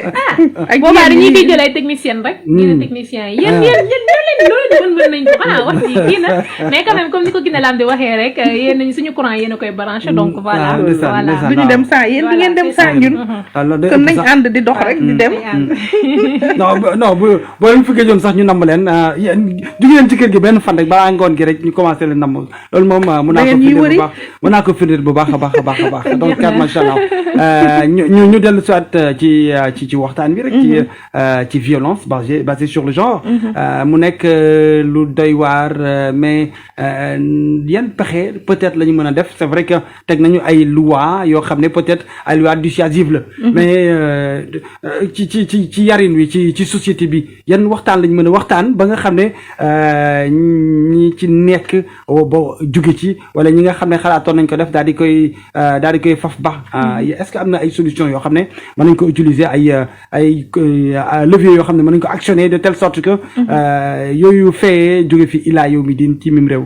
mooy ñëwaat ci éducation de base bi. famille nucléaire bi am. ñu jëndi ko teg ko ne indi famille élargie bi fi nekkoon parce que ci famille élargie bi ci la problème yu bari doon am solution ci la weccoo xalaat yi doon am fa la doon yaatalante doon am et aussi man gis naa ne du point de vue traditionnel sunu papa yi dañu joxoon jigéen cër ndax fii ngay gis ñu naan ay bébé yooyu mooy affaire topp Marianne ak Jean Paul yi rek comprendre moo la mooy bébé le fait d'appeler. D'accord xam nga waxtaan nañu. Abdel doomu ay de. non dimanche waxtaan nañ ci doo ma indil benn problème ci dimanche. bugguma benn fil dagg. moom day lii donc ma leen wax ni jaay ma ne leen courant coupé. bugguma fil dagg. macha allah taala waaw maanaam suñu papa yi. soxna si lañ daan wax. ak nijaay jigéen ñi wax nijaay. jigéen ñi naan nijaay. donc respect am na foofu. oui mais bébé tamit respect la wala. mën daal ndax groupe am na balaa Selek di dagg Alassane ba groupe bi branché na rek damay bañ ñu toog rek mu dagg bien branché tout est prévu parce que bébé xam nga ne yow bu dee respect la yow xam nga bu dee du respect xam nga ko man daal soxna si laa la wax waaw wala ajaratu waaw yooyu daal lañ daan wax kii naan nijaay wala kilifa gi yooyu daal moom waaw sang bi xam nga bu ngeen di wootante noonu rek am na dëgg la kon gëm naa ne du ngeen dem ci yenn comportement yi indi violence du dëgg dañ ko waxtaanee non attends violence yow ban violence mais bu ñu demee ba langage bi vulgaire rek comportement bi vulgaire dafa rafet de man je trouve que c'est très bon peut-être xam nga moom peut-être ku nekk ak sa avion mais li ma jaaxal ci nijaay xam nga tey ji ñun suñu génération man boo ma nee nijaay man damay ree ba këpp moo ñëwee ne ma soxna si en tant que peut-être couple nga ne ma soxna si yëkkati na la. waaw yëkkati na ma mais di je préfère nga may woo yeneen. ah yow yooyu daal waaw yow sëtu Mariane nga. non boo demee sëtu Mariane nga kon nañ la moo bébé moo chocolat. petit cœur moo chocolat yooyu yëpp yu kii la moo caramel mais am na sànq da nga ne. yaa nga foofu yow. fala ne yaa ngi ca viennoiserie yi yow demal foofu. waaw yow ci lan nga nekk madame la directrice ci lan nga nekk. madame si soxna yi Sani Ndiaye. ci kii ci Sani Ndiaye. man maa ngi ci soxna si man. ok soxna si. Sani Ndiaye suy dem buñ ko nee toogal mu toog du dem. ndeysaan waaw mais loolu nag yoon la de loolu nag sañoo def leneen lu dul loolu de boo nekkee ci biirum sëy moom toog naa bu dem. dañuy jël rek xëcc ko ne ko maye naa sa doom diw loolu moom ci génération moom la bokk. 88 628 06 66 bébé wala mon chocolat wala nijaay ban ngeen ci tànn yéen. auditrices yi auditeurs yi nañ dugg laajte ban moo leen gënal bébé nijaay soxna si Alaaji As. ok ñoom ambassadeur ki nañ noonu. waaw sang bi lañu dugg waaw wala sëñ bi wala cheikh bi wala aljana. waaw pourtant nag mooy see yéen a mooy ñu dañ ko tribaliser rek. dafa ñëwaat maanaam dañ ko kii dañ ko. moderniser comment on l'appelle non dañ ko modifier non dañ ko yóbbu en France dañ ko. te du ngeen ko bàyyi ci wolof. dañ ko maanaam dañ ko changé daal. mooy lu muy tox lu muy jël avion di dem. mooy duñ toog fii sur place duñ local moo gën ñuy. international transhumé. ak des fois ñu boole ci anglais xam nga sànq yaa ngi doon wax ne genre ndax bu njëkk ba la kii amul woon mais tamit est-ce que tamit bu njëkk ba réellement daawuñu xoxotal jigéen parce que. ak média bi ak réseaux sociaux yi boom bi dafay dina am solo. parce que dañ koy gën a gis. tënkatuñ ko mais bu njëkk ba man je dirais que peut-être amoon na mais dañ ko étouffé woon dañ ci dëggoon tànk. waaw parce que loo gis moom am na exception et que. amoon na ay cas yu doon am des cas particuliers yu mënoon a am ci violence. waaye nag rapport yi doon am si suñu parents yi moom. franchement respect da ci doon. da ci la ko doon lan ndax da doon door même ci début mariage. am na yoo xam ne. góor gi du dem sax labat. c'est ça dañ koy tànn. c'est ça. demal takk diw. wala may nañ la diw. sa soxna ci jour mariage nga koy gis. sa jour mariage nga koy gis donc soxna rek lay doon jabar nga koy jàppe yooyu yëpp daf ci baaxoon ndax moo doon waral doo sañ saaga sa jabar wala yuuxu ko wala am benn façon doxalin bi vis-à-vis de ndax di nga gis mu nekk jigéen ju baax bu toog fa mu war a toog ba sëy fekk ko fa xam nga mel na mu war a mel yooyu yëpp daf ci doon baax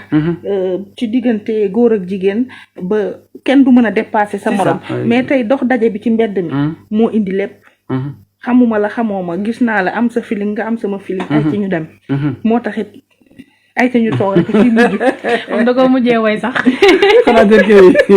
dina ko mel di baax na bu yàggee mu dir mbagg Kumba Gawlo da ci ay culture lyricale ndaw baat la Gawlo way ko ndaw baat la ñu tëgg ko way na boo ko bindee dañ koy jox Gawlo man da xaw ma ku way produire dootu ko defati de xanaa sabar musique rek moo lay produire dërëm bi génnul gaa gi de lépp ci biir kër gi lay xewee lépp ci fem lay xewee ak ci biir kër gi boobaa dañuy gis journaliste rek bu way jigéen ñi exactement kon dama romb sama palaas teg naa bàyyi ci def info rek ñu def débat yeeg info yi nan toog suñu langue rek ku ne na nga def li la war donc ñu dellu si waat ci débat bi donc da nga jàpp ne peut-être bu ñu dellu woon ci le noyau élargi de la famille maanaam nijaay intervenir frères yi cousins yi tante yeeg mbàjjen yeeg yumpaañ yi ñoo ñëpp daal di ñëw bokkaat ci biir mbir mi sëy bi ak di muur soxna yi balaa ñuy dem xam nga buñ la muuree toog am yuñ la yedd am yuñ la sas am yuñ la yebeeg yooyu noonu yëpp daf ciy baax gis naa ko gàddu bagage sama valise sam rek automatiquement ci appartement yàggul dara waaw léegi boo paree noo ci gis après noonu nu mu duggee rek boo def ndànk noonu la koy defaatee papaam day yeewu rek yaayam ne yow kañ nga ñëw dem ci guddi point final ala tubaab waaye buñ la yebee taaj la muur la li war ci yow ñu def ko bu ëllëgee lu amit ña la tegoon yóbbu la danañ intervenir ba lu ñaaw du ci xaj c'est ça exactement waaw yooyu boo sa bopp de tamit voilà yaa donc retour si suñuy réalité comme sànq nañ ko waxee woon ci rubrique Femme Edu ñi nga xamante ne même éducation sexuelle bi ñu ko dugalee gis nañ ñu taxaw ne ñoom dañu war a jox gëdd lii di éducation religieuse waaye tamit jox gëdd si suñuy valeur ak suñuy culture kersa ak jom ba bañ fee jóge ci donc yaakaar naa loolu warul dem sax si école bi kese mais ci biir kër gi aussi war nañ leen ko yaree qu'importe yow ki nga doon nit ki nga doon que tu sois président directeur ou directrice ak foo mën a nekk sa culture jàngal ko sa doom léegi sax ñu ngi gis ne mariage yi sax léegi dañuy jël culture yi di ko ci dugalaale couleur yi joolaa yi léegi des fois habillement traditionnel donc jeunes yi bëgg nañ ku si bari ressourcé wu am na ñoo xam ne bëgg nañ ressourcé wu bëgg nañ dellu si parce que nag luñ naan boo demee ba xamatoo foo jëm da ngay dellu fa nga jóge woon suñuy culture ak suñuy valeur nañ def le tout ba buñ ko perte mais aussi suñuy waajur nañ ñu ci yar xamal ñu ko du chanson bi ma lay wax tout le temps ne moo may neex tey jii nii mooy gawlo buñ koy way naan kaan ñu waxal ko say maam xamal ko fu mu bokk duñ ko dóor duñ ko saaga mais loolu lañ koy xamal tey jii nii saaga la ñuy gën a kii da ngay gis da ngay yaay joo xam ne da ngay toll fu ne di ko dégg muy dagg-dagg yu kii te pourtant day tere doomam mais nga woo ko ba mu ñëw wax ko tey xale fi mu yaakaaree ne fa nga koy dóoree bul ko fa dóoree masee ko fa xëcc ko ba mu ñëw nga wax ko boppam wax ko mooy kan wax ko nànk dina la dégg ndax ndoful te boobaa dootu ko defati léegi avec ça di nga ko mën a éduquer mu xam boo ko xamalee ne ko jigéen nii nga koy toppatoowee bu dee góor yaree nii ngay defalee jigéen ndax may sa yaay xool ma jigéen laa bëgg nga ku ma def lii di ko ci yar bu màggee dina xam nu muy jëlee soin jigéen te da ngay gis góor yoo xam ne non da ngay gis ñu yoree seen jabar yow da ngay kontaan sax macha allah da ngay kontaan donc loolu yëpp ci bas âge lañ koy tàmbalee jëmale ko mag du ñàkk nag des fois nga màgg mel nu la saf loolu moom lépp suñuy borom la mais suñu wareef nañ ko def kam mooy li nga wax sànq ci yenn yaay yi nga xam dañuy yuuxu wala ñuy saaga seeni doom man de maa ngi ko bàyyee wax sama doom benn jour am nu ma waxee moom ne ma ça c'est un gros mot ba boobu laa c'est sama langage ba comment aborder ma fille dëgg la yow mii mag boo ko xam boo moytul xale bi yar la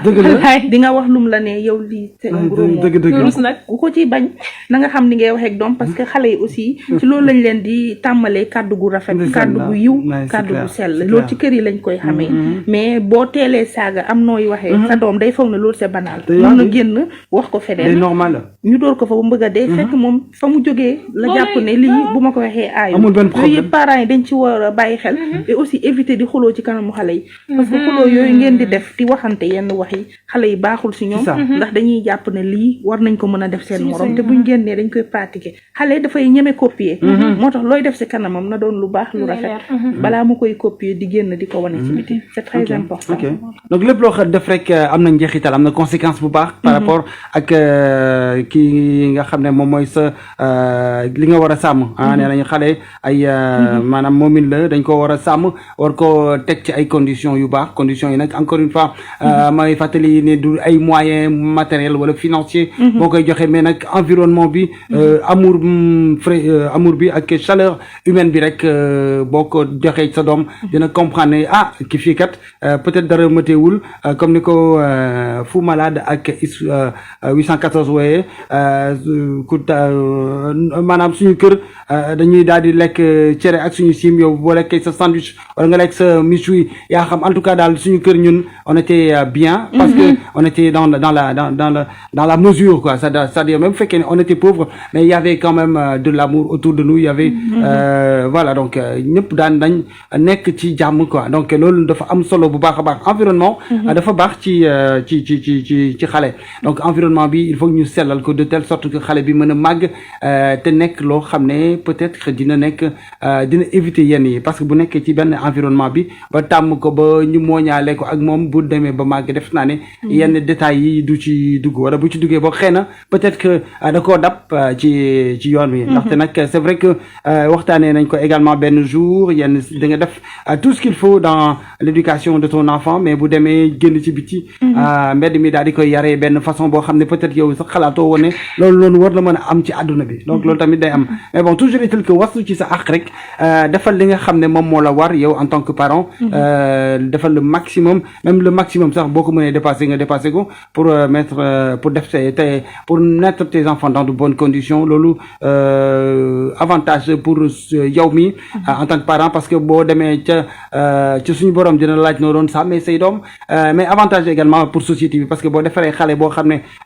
car machallah bu génnee njëriñu société bi lay nekk donc yooyu il faut ñu sóoraale ko bu baax a baax léegi ñu dem ci beneen laaj bi nga xam ne bëggoon naa leen ko laaj par rapport ak toujours naka la ñuy def ba violence basée sur le genre daal di jógee ci société bi nee nga ma sànq noyau bi dañ ko war a élargir de telle sorte que ñëpp am ci wàll la question que je me pose mooy léegi kenn talatul kenn ñëpp a ngi daw de gauche à droite léegi affaire bi tas na de telle sorte que pour dajalewaat ko déjà day métti déjà mooy le premier point te tamit malheureusement nee nañu paaka bi lay rendi sa waaye koy daas jox la léegi famille yi dafa nekk de telle sorte que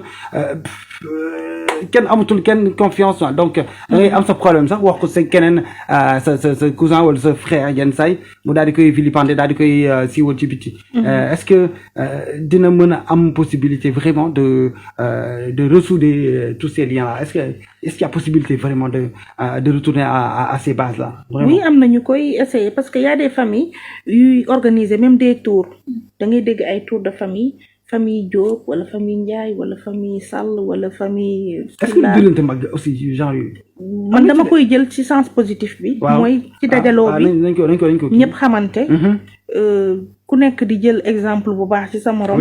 di nettali sa parcours keneen mën cee mën a. sukkandiku pour moom it. roy ko. c'est ça yooyu man moo tax may wax tour de famille waxuma tour de famille ñii di gaare hélicoptère ñii di gaare avion. ñii di def boy ñii di dóor ñii di am sareet. waaw sareet togg gi sax muy feeñ. yooyu moom malheureusement tamit. loolu taxul kenn di wax tour de famille tour de famille bi may wax daal mooy. bii tax famille bi ñëpp xamante. ñëpp ñemente. solidarité di ci am. lu ñuy def ñuy xàccandoo di dóorandoo. loolu force rek lay jur. ndax bu ko famille yëpp defee rek société bi dina gën a baax. nekkin wi dina gën a sell. mais aussi dina gën a mucc ayib. boobu tour de famille nag laa waxuma tour de famille jaayante doole wala jaayante te yooyu yu rafet la. luñ fi war a bàyyi la parce que ñoo ko moom suñu même tubaab yi sax da ngay gis en fin d'année. wala si yenn vacances yi ñu dem en vacances en famille dajee fenn ci campagne bi def retrouvailles familiales ñoom sax dañ koy def ñun aussi am nañ ko comme exemple war nañ ko mën a vulgariser ci suñu famille yi ñun ñi nga xam ne ñu ngi Dakar te dëkk ci yenn région yi wala ci yenn gox yeeg goxaan yi bu vacances sa doom yi nga takkal leen seen bagage ñu dem dëkk ba xam nga avant daan na am de daan na am di dem vacances sa bàjjen wala sa tante dafa war a wéy dañuy dem seen dëkk mën a ressourcer wu xam ñoom ñooy kan fan lañ bokk fu ñu jógee bu ñu ñëwaatee Dakar xam bu ko defee mën a dëggal nag seen bopp ci société bi si gi xool ñëpp parce que xale bu xamul repère am xamul racinam du am wéeruwaay c'est ça même xam nga des fois sax comme ni nga ko waxee daan na am mais amaana tey da nga daan yóbbu sa doom li la fay li nga boo ko fa jëlee après da ngay am la fa naqari amaana moo tax sax way yu bari doon xaw a institut voilà parce que tey da ngay jël sa doom supposons yóbbu ko village ñu def ko peut-être lu ñaaw ñu boole ko peut-être delloo si waatal la ko wala ñuy sàgganee ko duñ ko toppatoo ba leen na jëkk jëlee ko fa nga indi xam nga yow kon dootoo jëlee sa doom nanga kaa demal village mais de préférence vacances yow nga jéem a def sa calendrier bu dee yow yaay da ngay liggéey wala pap nga xool de préférence nooy defee sa benn congé benn une semaine benn 3 mois sa biir congé t'en profites une semaine nga dem yóbbu sa doom yóbbaale ko ak moom tànk nga wan ko parce que jamono moo doy waar dafa tëradi léegi en plus voilà jamono dafa tëradi des situations financières yi ngay gis léegi nii dafa metti kenn attanatul kenn wax nga dëgg wala nga dem fa tamit sa doom ñu def ko lu ko naqari nga ñëw doo mën a wax waaw déet mais c'est pas force que day dem ñu def ko lu ko naqari Amina le plus souvent ragal àll yi nga bokk non ragaluma yow mi da ngaa ragal àll mais lu am la des fois xale bi dina fa dem mais pour nit problème lay doon mën nga nekk Dakar day bañ a ñëwaat mais mën nga nekk Dakar sax yóbbu sa doom vacances kër bàjjanam nga dem doo fa dugg doo am na nekk àll mais fépp la tey ji mën nga yóbbu sa doom fenn nga ñëw du kii mais li si kii daal comme tey des fois mën nga wax nit nekk day yóbbu sa doom vacances mu ne la du ma ko fa yóbbu parce que doomu diw de ma fa yóbbee woon doom lii moo ko fa daal xam nga kon boobu doon ñemeeti donc tey ji mën nga améliorer sa calendrier dem ca àll ba dem sa village ba mais fii nous sommes tous fiers d'être villageois ou villageoises donc nit da ngay xam say racines ndax ëllëg mën nga leen soxla te boo leen xamul boo leen soxlaa itam ñoom tamit duñu ñëw donc da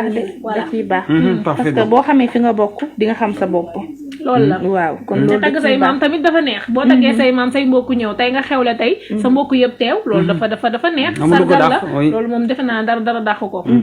absolument olof te nee na mbokk alalu yàlla la. waaw non mais c'est clair non mais il faut cultiver cette nu mu tudd sax ces liens là donc de toute façon nit mëtul léegi yow bul xool le côté négatif rek yow jëmal def le tout pour jege say mbokk c'est hyper important donc yooyu noonu c'est vrai que c'est des ay voies et moyens la yoo xam ne day permettre à ce que les liens se soudent donc c'est vrai que parce que tey ñi ngay gis ñuy dem ci psychiatre wala psychologue wala yooyu famille doon na jouer rôle yooyu ci nga am problème ñu wax ko sa way jur waxtaane koog moom ngeen weccoo wala nga wax ko sa tante wala nga wax ko sa bàjjen wala sa maam donc famille bi doon na jouer rôle yi nga xam ne tey dañ koo jël def ko métier nit ñi di ko soxla te buñ jege woon famille vivre en famille duñ ko soxla ndax thérapie yooyu ñuy dem ci médecin bi mën nañ ko am en famille ci kaw ku ñuy wóolu ku ñuy amal complicité di waxtaan ak moom ñu koy digal wala di ko wàccee ci yu bëri parce que aussi douleur lu mu métti bu génnee rek am na lu ci wàññeeku c'est vrai di ko garder moom moo lay mooy pesant ci yow di la ronger waaw mais boo ko partager rek dina am lu bari ci lu mu lay soulager même feebar bu ndaw sax baaraam sa baaraam buy métti nga siiwal ko rek wàññi na lu bari ci nee nañu masta fajul góom waaye wàññi na métti mu nga jeex na kon rawatina yeneen douleur yoo xam ne c'est encore plus profond boo ko partager rek déjà day wàññi mais justement sax de xam naa ne am na ay psychologue yu lay móoru jamono ji naan ki mu ngi yàq suñu business waaw mais c'est clair ñëpp amuñu accès ci psychologue ñëpp amuñu moyen dem donc ñi nga xamante ne seen loxo yeggul ci ñooñu nañ jël famille rek daal di ko def comme thérapie rek mu gën a wóolu wala mag mu am kii bu am expérience boo xam ne ragal na yàlla et aussi jub na maandu na ci lu bëri ngay wax ak moom si yenn yi ba xam yi la si digg donte raar na donte lu raar wax na lu jafe jamono famille yi jamono dafa tëri yow dañuy toog da ngay gis benn publication naan nijaay yi rek papa yi la la ñuy servir wala nga toog ñu ne rek yaay yi ñooy kan am na ku ma si ne sax boo demee ci tour boo amul xaalis nii doo mës a gis kii mooy bàyyi diw non ñu nga présenté dañuy ñëw ne kii doomu diw la kan mooy diwati waaw mais bés boo amee doomu diw yow de sa papa lii sa papa laa foofu moom macha allah mais donc yeg yi ak mbokk yi ñu ko sañ a wax quand même ak ñu ko am na ñoo xam ne macha allah ay bàjjen yu jaay yoo xamante ne disponible nañu soo demee wax leen seen soxla day mel ni ñoom sax ñoo am problème boobu noonu bëri na mais tout comme nam na ñoo xam ne tamit boo ñëwee wax leen ko sax ñu ne la danga maa fekk ci ay problème man tamit ba pare nag jël affaire bi médiatiser ko ñoom jàll ko def ko information revue de presse ko ci mbokk yëpp tasaare ko ñëpp jot mal problème ay kii la rek ay défaillance la ay catégorie tam boo gis am na défaillance ay défaillance exactement tendance dafa bëri tendance bi seetlu mooy ngeen y a beaucoup plus maintenant que côté positif bi malheureusement dañoo nekk ci société boo xam ne tout le monde est blasé ñëpp dañoo kii daal dañoo on se contente de ce qu'on a parce que boo ne da ngay dem feneen tamit da nga naan léeg rek laa fay fekk parce que déjà yow tu sais exactement quelle réponse tu vas recevoir et tu sais exactement quel traitement on va faire de ton information loolu boo ko amee rek tamit da nga naan non mais finalement au final bàyyi ma muñ ko wala ma souffrir ko sama intérieur bopp te daal di jàpp ci yàlla wala nga jàpp ci leneen li may bañ a tudd parce que am na ñoo xam ne dañuy jël yeneen i recours pour mën a wàññi seen stress jamono ji malheureusement nag on l'a vu gis nañ ko ci fànn yu bëri bon alors toujours est-il que communication dafa baax en tout état de choses ñu ngi wax sànq les femmes qui souffrent dans leur chair et dans leur cœur parce que dañ leen mettital dañoo war a wax seen problème dafa am solo bu baax a baax ke ngeen koy wax bu baax mbir moom boo ko siwalul rek du mën a faju à la kuli alin 13h38 jot na may fàttali ne yéen a ngi ci FM 87.9 avec notre plateau du jour au centre des débats madame la directrice de la radio FM damay am plaisir de le présenter franchement te dinaa ko répéter waat bul sax am rosol bu si kanam naa waxaat madame la directrice de la FM moo nekk nii Facebook xool leen madame la directrice de la FM moo nekk nii te moom moo nekk tamit rédacteur en chef rédacteur wala rédactrice mën nañu wax rédactrice damay bañ ngeen mer quoi parce que thème am na ay fonctions yoo xam ne jigéen ñi dañu ne léegi c'est universel comme par exemple le recteur le directeur genre yooyu donc madame la rédactrice de la FM de la radio FM moom moo nekk nii maanaam soxna Ndeye Fatou Ndiaye nekk car machallah ku xam ne dañ ko ràññee bu baax ci milieu médiatique sénégalais donc amuñu lu dul le plaisir di ko présenter bu baax a baax te defe naa ne incha allahu taala ci yàggul dara da ngeen am exactement les comment dire les prémices des résultats yi nga xam ne incha allahu taala fas yéene na ko teg pour que voilà incha allahu taala ñun ñëpp dinañ jàpp. dañ ci jàpp bu baax dañuy sànni ñaan bu baax a baax. te daañu laa gunge bu baax a baax nee nañ nit boo ko jidee ci nekk da nga koy taala lampe yi donc incha allah. lampe yi dina gën a leer que ni projecteurs yi ma gis nii sax. te dina nekk incha allahu taala plaisir dina gunge ndaxte man ba léegi génnuma ci de c'est vrai que yenn saa ma sànni leen xeer mais ma dama jàpp ne quand les femmes sont au pouvoir yu bëri dina wàññi. day wàññi déjà tension bi nga xam ne peut-être que nit ki dina ko woon am en face d'un homme dina ñëw rek non déjà commencé wàcc benn wàcc bi loolu rek déjà avantage la muy tamit soxna yi nga xam ne vraiment dañuy góorgóorlu ci ay fànn yu bëri divers et variés dans tous les domaines nag donc ce n'est pas simplement la communication mais ci yeneen domaines yi également dañ ciy góorgóorlu bu baax a baax te ñu leen ciy ràññee bu baax donc faaw ñu leen di jàppale tamit ci yenn côté yi te vraiment man dama am plaisir vraiment di nekk ton collaborateur incha allahu taala lépp loo xam ne rek mën naa ko sama képp kàttan dinaa ko ci def ba nga xam ne lépp dina yemb incha allah madame la directrice ngeen am ni fierté la aussi ci ndaw ñi parce que sama genre yi nga xam ne peut-être ñu ngi doog a door royukaay tax ñu gën a góorgóorlu bu baax ñu gën a jëm ca kanam man moom yàlla def na fu ma gisee jigéen moom nekk dinaa la cokkaas dinaa la boo ma ko mayee dinaa la côtoyer xool ci yow nan nga def xool ci yow fi nga jugee ba nga yegg si fii defe naa nit soo ko bëggee jàppale ci liggéeyam da ngay xool moom fu mu jugee di ramper di mbapat ba yegg si fii avec loolu noonu yéen ñaar di ngeen mën a liggéey doo ko xeex ba peut-être doo ko sax ñëwee ba di ko def dara mais di ko mën a jàppale di ko côtoyer yow pour mën a nekk sa avancement loolu nag moo manqué ci réew mi dañuy gis ni tàkk rek ñu ne non warutu woon ni non da ngay xool kii da ngay dem ci moom nga côtoyer ko xool fu mu jaar loolu day tax tey ngay mën a persévérer ak yow li may wax rek fit bi da nga koy gën a am jom bi da nga koy gën a am ba tey yow luy jàll sa kanam luy fa taxal la nga naan diw de pourtant ba fa tolloo bi daj na ko def na ni di réussir na donc xaaral luy jaar la rek day jàll donc fierté la ci jeunes yi jigéen ñi fierté la sama genre yi ak keneen ci doog a door macha allah donc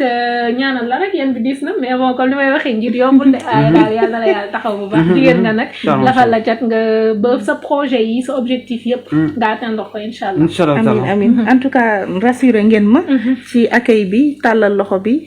ñëwuma fii pour réinventer la roue à Fem FM dama ñëw rek quoique on peut réinventer la roue non c'est possible le temps est déjà passé donc il faut continuer avec et adapter et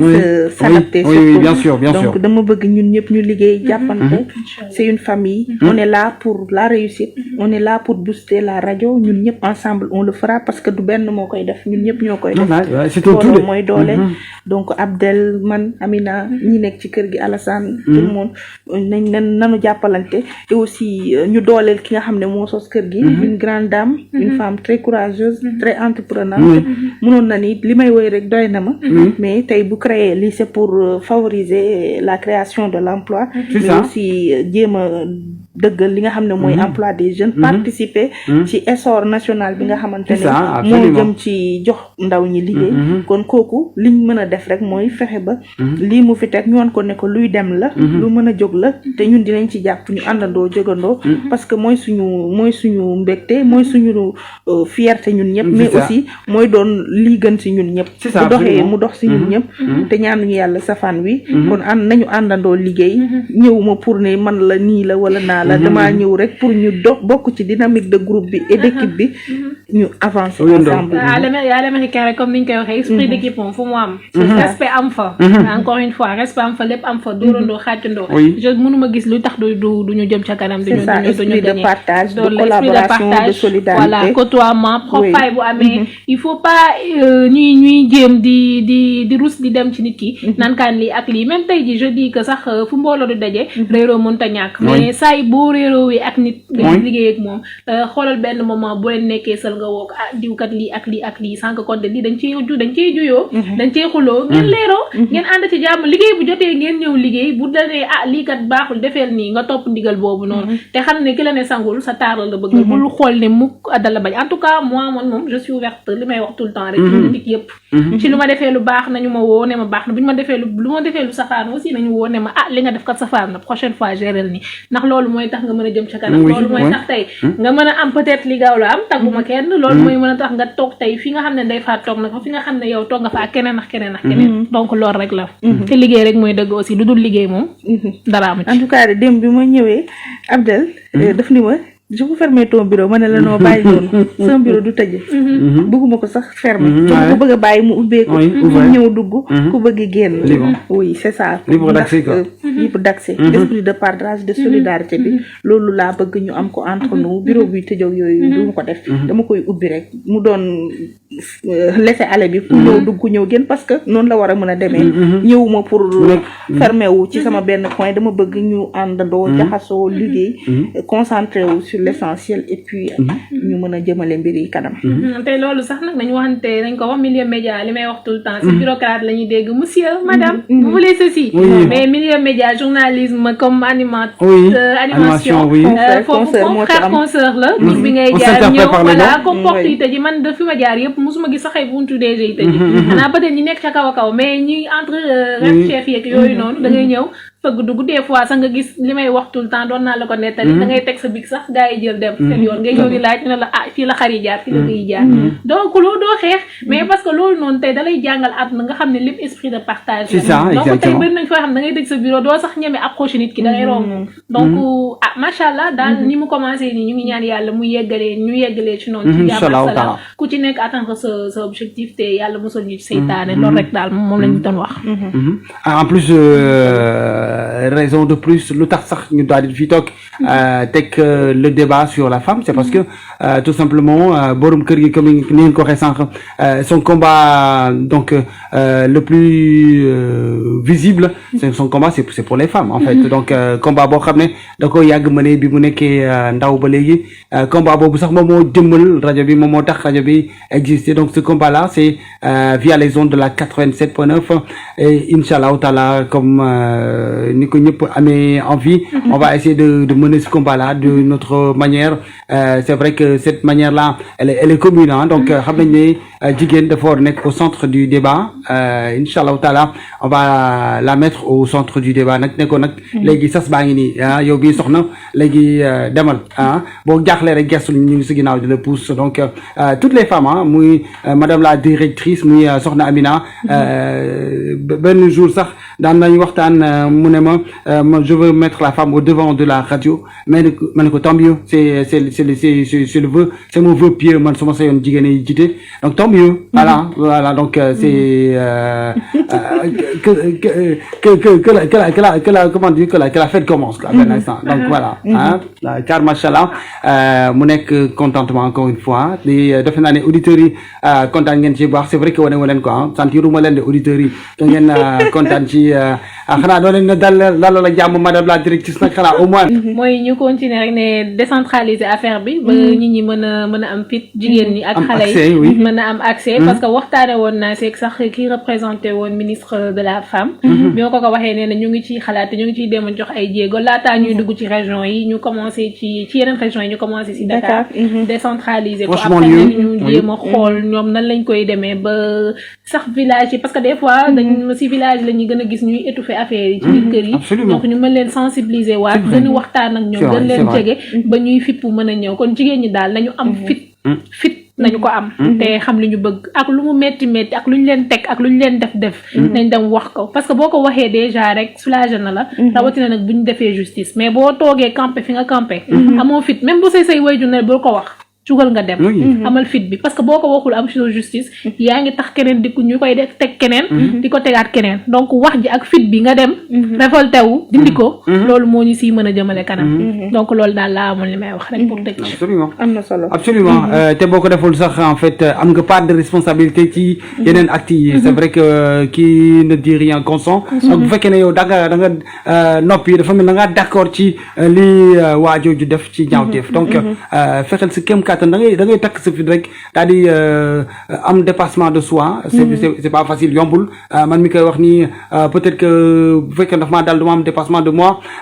toujours est-il que il faut que nga fas takk sa fit de telle sorte que nga mën a dem approcher les autorités pour mën leen wax maanaam li la dal nga ñu mën ko saafara comme ça du mën a dal keneen sa rakk wala sa xarit wala sa beneen moromu jigéen waaw madame la directrice donc on est arrivé egg nañu ci pandaw gi ñu doon waxtaane tey thème bu am solo xam naa ne sax incha allahu taala daañu ci dellu siwaat parce que bon am na ay peut-être points yoo xam ne soulevé wuñ ko léegi pour le mot de la fin tey ci par exemple problème bi nga xam ne am na ponctuellement mais de manière plus générale toutes les violences qui sont basées sur le genre féminin lan nga ci mën a wax pour terminer. waa xanaa di wax rek plus jamais ça et que lii ñu koy moytu man dama naan les hommes forts seen doole duñ ko natt ci jigéen seuls les hommes faibles ñu natt seen doole ci jigéen absolument kon nañu jàpp ni jigéen bu fitnaal wala métital jigéen góor bu fitnaal wala métital jigéen rek doo homme fort homme faible góor yu nga xamante ne mët nañu lu ñu doon seen doole duñ ko teg mukk ci kanamu jigéen kon na góor ñëpp xam ne li nga xam ne moo leen di siggil sagal leen wane ne ñoom góor yu mat lañ du ci jigéen rek lañ koy xamee ci nanga koy dóor rek nanga koy wane sa bopp jigéen dañ koy teral jigéen dañ koy jàmmal jigéen dañ koy aar iir ko parce que nekk na force nekk na une couche bokk na ci couche vulnérable de la société kon nag société bi ñoo ko war a mën a dalal société bi ñoo ko mën a indil kaaraange bi mu soxla ci nekkinam ndax bu jigéen amee jàmm ñëpp am jàmm bu jigéen amee épanouissement ñëpp dinañ ko sentir parce que force motrice su équilibre société bi la kon buñ ko déséquilibré rek dina feeñ ci société bi ci aspect bu mu ci mën a doon kon nañu dooleel jigéen nañu jàppale jigéen taxawu jigéen